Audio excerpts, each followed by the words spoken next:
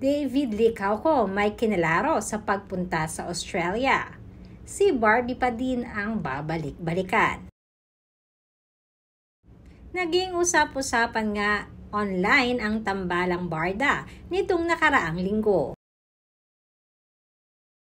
Lalo na nga ang pagpapadala di umano ng regalo ni David sa katatapos lamang na birthday ng mama ni Barbie. Subalit bukod dyan ay may kinakabit namang issue kay David na di umano ay may binabalik-balikan itong babae sa Australia. Alam naman natin na kamakailan lamang ay nag-travel si David papuntang Australia. Kaya naman ang mga bashers ay kanya-kanya ng mga ginagawang issue.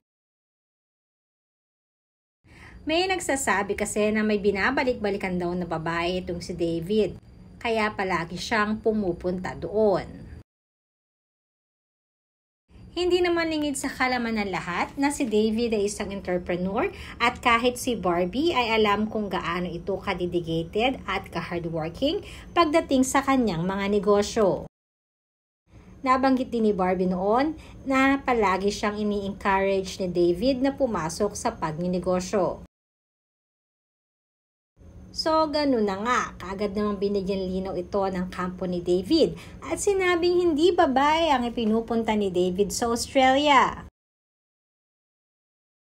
Bukod kasi sa kasama niya ang family niya dito, ang pinaka-top priority naman dito ni David ay ang kanyang negosyo.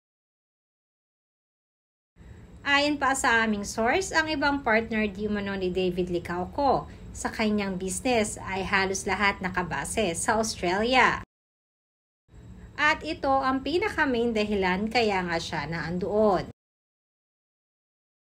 Patuloy naman ang komento at reaksyon ng mga netizens na si Barbie pa din di umano ang babalik-balikan dito sa Pilipinas ni David Licauco.